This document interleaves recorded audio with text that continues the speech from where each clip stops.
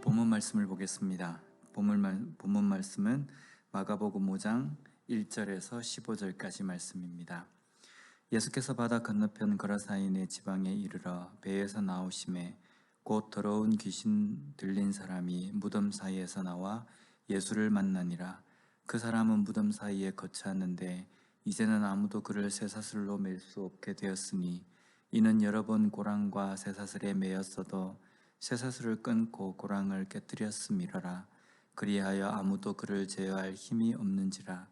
밤낮 무덤 사이에서나 산에서나 늘 소리 지르며 돌로 자기의 몸을 해치고 있었더라. 그가 멀리서 예수를 보고 달려와 절하며 큰 소리로 부르짖어 이르되 지극히 높으신 하나님의 아들 예수여, 나와 당신이 무슨 상관이 있나이까? 원하건대 하나님 앞에 맹세하고 나를 괴롭히지 마옵소서 하니, 이는 예수께서 이미 그에게 이르시기를 더러운 귀신아 그 사람에게서 나오라 하셨음이라. 이에 물으시되 내 이름이 무엇이냐? 이르되 내 이름은 군대니 우리가 많음이니이다 하고 자기를 그 지방에서 내보내지 마시기를 간구하더니 마침 거기 돼지의 큰 떼가 산 곁에서 먹고 있는지라. 이에 간구하여 이르되 우리를 돼지에게로 보내어 들어가게 하소서 하니 허락하신대 더러운 귀신들이 나와서 돼지에게로 들어가매 거의 2,000마리 되는 떼가 바다를 향하여 비탈로 내리다라 바다에서 몰사하거늘 치던 자들이 도망하여 읍내와 여러 마을에 말하니 사람들이 어떻게 되었는지를 보러 와서 예수께 이르러 그 귀신 들렸던 자 곧 군대 귀신 짚혔던 자가 옷을 입고 정신이 온전하여 앉은 것을 보고 두려워하더라. 아멘. 오늘 본문 말씀은 예수님께서 귀신 들린 자를 고쳐주시는 내용입니다. 예수님께서 제자들과 함께 거라사인의 지방으로 가십니다.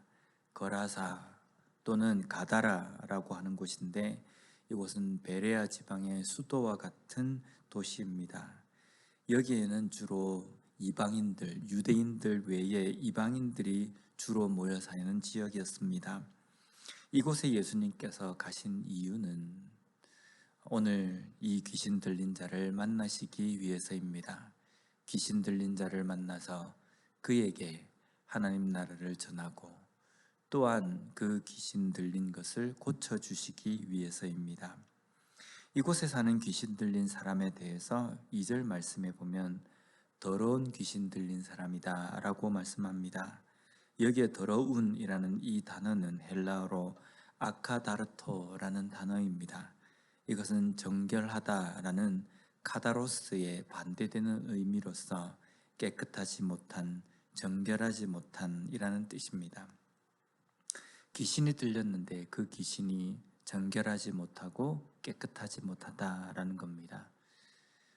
귀신 중에서 정결한 귀신도 있고 깨끗한 귀신도 있다라는 의미가 아니라 이 귀신이라는 이 자체가 정결하지 못하고 깨끗하지 못하다는 겁니다. 정결하지 못하고 깨끗하지 못하다는 것은 어떤 의미입니까?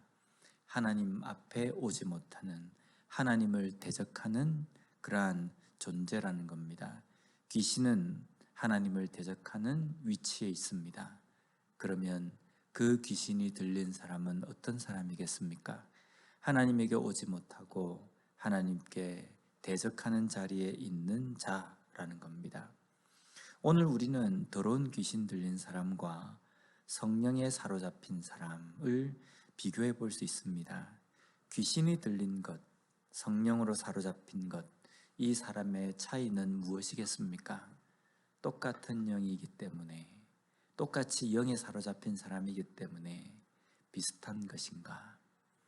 귀신 들린 사람의 특징은 오늘 보면 무덤에서 나오고 쇠사슬에 매여 있어야 할 정도로 포악하고 다른 사람에게 해를 입히고 밤낮 소리를 지르고 돌로 자기 몸을 해치고 옷을 입지 않고 소리를 지르고 돌아다니는, 어떻게 보면 이것은 정상적인 사람의 삶이 아니라는 겁니다.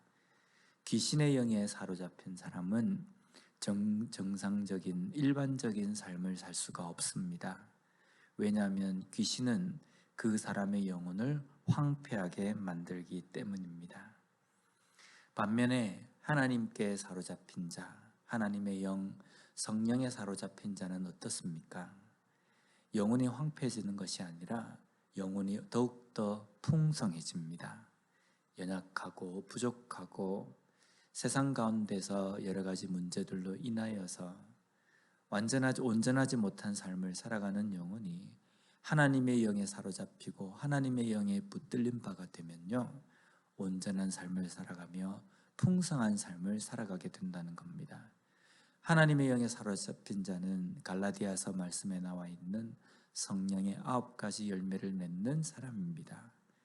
그 삶을 보면 얼마나 따뜻하고 얼마나 우리가 보기에 아름다운 삶입니까?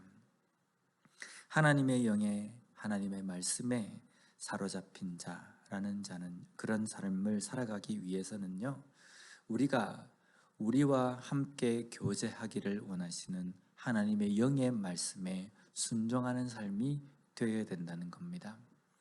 악한 영, 귀신은 사람을 사로잡습니다. 사람의 의지에 따라서 아니라 사람에게 막무가내로 들어가서 그 영혼을 지배해 버린다는 겁니다. 그런데 하나님의 영, 성령은 어떻습니까? 우리 가운데 임하시고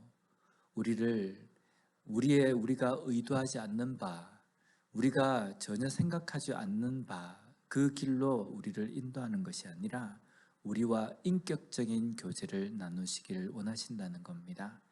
그래서 끊임없이 말씀을 통해서 우리에게 대화를 하시고 말씀을 통해서 우리에게 뜻을 전달해 주십니다.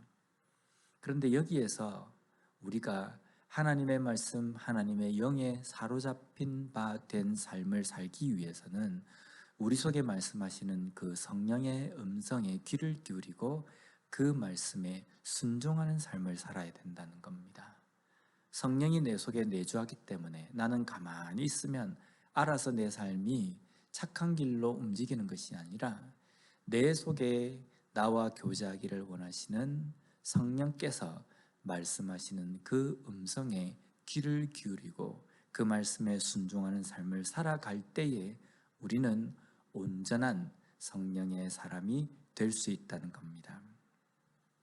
오늘 본문에 귀신 들린 사람은 삶이 황폐했습니다. 일반적인 사람들처럼 삶을 살 수 없었습니다. 그리고 이 귀신은 자신을 군대라고 표현합니다. 9절 말씀에 보면요, 이에 물으시되 내 이름이 무엇이냐 이르시되 내 이름은 군대니 우리가 많음이니이다 하고, 여기 9절 말씀을 귀신이 이야기하는 이 말을 가만히 들어보면요, 처음에 너의 이름이 무엇이냐라고 예수님께서 물으실 때에 처음에 뭐라고 대답하냐면요, 내 이름은 이라고 되어 있습니다. 여기에 내라는 것은 1인칭 단수 대명사입니다. 모이라는 헬라어입니다. 그런데 뒷부분에 보면요, 내 이름은 군대니 우리가 많음이니이다. 여기 우리가 라고 되어 있는데 이것은 1인칭 복수 대명사 에스멘이라는 단어입니다. 지금 귀신이 예수님에게 대답을 할 때에 내 이름은 무엇이냐면 군대입니다. 우리가 라고 이렇게 되어 있습니다. 이 말은 어떤 어떤 뉘앙스를 가지고 있습니까? 단지 우리가 귀신의 숫자가 많기 때문에 우리를 군대라고 합니다 라고 예수님에게 이름을 가르쳐 주는 뉘앙스가 아닙니다. 지금 귀신은요, 예수님 앞에 서서도 예수님을 상대하려고 한다는 겁니다. 우리가 한두 영이 아닙니다. 귀신이 하나 둘이 아니라 군대처럼 많기 때문에 만약에 당신과 싸운다고 한다면 우리도 충분히 싸울 수 있습니다 라는 그런 뉘앙스입니다. 귀신은요, 사탄은요, 자신이 어떤 위치에 있는지 알지 못합니다. 마치 세상을 지배하는 듯한 그 위치에 있는 것으로 착각합니다. 그래서 때로는 하나님도 대적하고 예수님도 대적한다는 겁니다. 지금 이 귀신 들린 자의 속에 있는 귀신들은, 군대라는 귀신은요, 예수님도 대적하려고 우리 이름은 군대입니다. 우리는 하나 둘이 아니라 군대처럼 숫자가 많습니다 라고 지금 대적하고 있는 모습이라는 겁니다. 하나님을 대적하는 존재가 바로 더럽고 정결하지 못한 귀신, 악한 영입니다. 이 악한 영은 영혼과 삶을 황폐하게 만들어 버립니다. 또한 그 황폐한 삶을 깨닫지도 못한다는 겁니다. 정결한 삶을 거부하고 하나님 앞에 서 있음에도 불구하고 하나님을 두려운 줄을 모르는 삶, 여전히 당당한 삶, 이것이 군대 귀신, 악한 영의 특징입니다. 예수님께서 우리의 삶에 오셨습니다. 우리의 삶 가운데 우리를 악한 영으로부터 구원해 주시고 우리를 하나님의 자녀로 회복시켜 주셨습니다. 그리고 성령을 중보자로 우리에게 주셨습니다. 이제 우리는 악한 영의 지배를 받는 것이 아니라 성령의 지배를 받는 사람입니다. 성령의 지배를 받는 삶은 정결한 삶이어야 하고, 성령의 지배를 받는 사람은요, 하나님의 말씀에 순종하고 그 말씀에 귀를 기울이는 삶이고 하나님을 두려워할 줄 아는 삶이라는 겁니다. 성령에 사로잡힌 바 된 우리는 하나님을 두려워할 줄 아는 삶을 살고 있습니까? 아니면 내 속에 성령께서 계심에도 불구하고 성령의 음성에 귀를 기울이기보다는 세상 것에 더 많이 탐하고 세상 것에 더 많이 집중하며 세상 것에 더 많이 관심을 가지고 살아가는 삶은 아닙니까?